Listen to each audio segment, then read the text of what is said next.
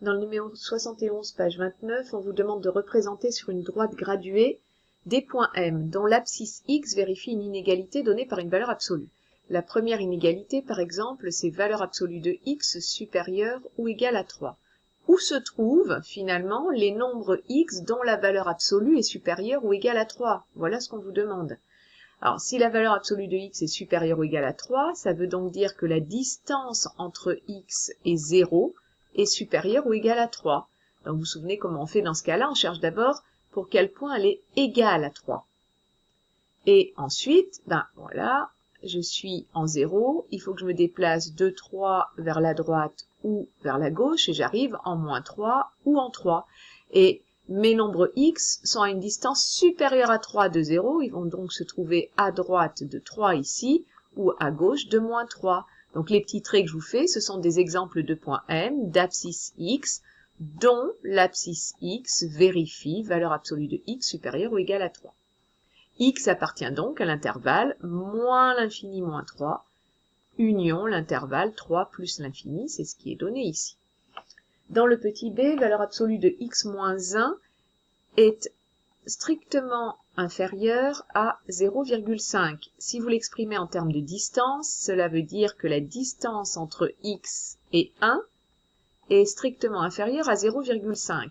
Donc on se place en 1, ici, là, il n'a pas été noté, voilà, et on veut se déplacer d'une distance plus petite que 0,5. Si on se déplace de 0,5, on va arriver en 1,5 ou en 0,5. Attention, ici, c'est un plus 0,5. Je ne sais pas pourquoi il y a ce moins. Donc, c'est un plus 0,5.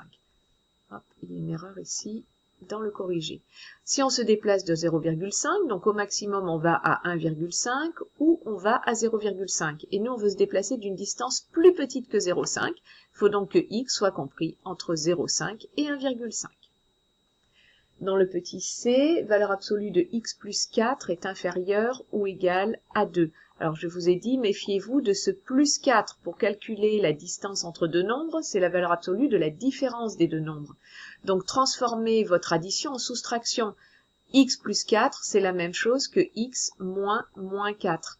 C'est donc la distance entre x et moins 4 que vous êtes en train d'examiner. Et la distance entre x et moins 4 doit être inférieure ou égale à 2. Donc, il ne faut pas se déplacer d'une distance supérieure à 2. Si je me déplace déjà de 2, j'arrive en moins 2 ou en moins 6. Et donc, il faut que je reste dans cet intervalle-là. X appartient à l'intervalle moins 6, moins 2. Et mes points M sont tous les points de l'intervalle, tous les points qui ont des abscisses, dans l'intervalle moins 6, moins 2. La dernière distance, valeur absolue de x moins 2 supérieure ou égale à 1. Valeur absolue de x moins 2, c'est la distance entre x et 2. Et cette distance-là doit être supérieure ou égale à 1. Donc on se place en 2, on se déplace déjà d'une distance égale à 1, on se retrouve en 1 ou en 3. Il faut que la distance parcourue soit supérieure à 1, on va donc dépasser 3 à droite ou dépasser 1 à gauche. X appartient donc à l'intervalle moins l'infini 1, union 3 plus l'infini.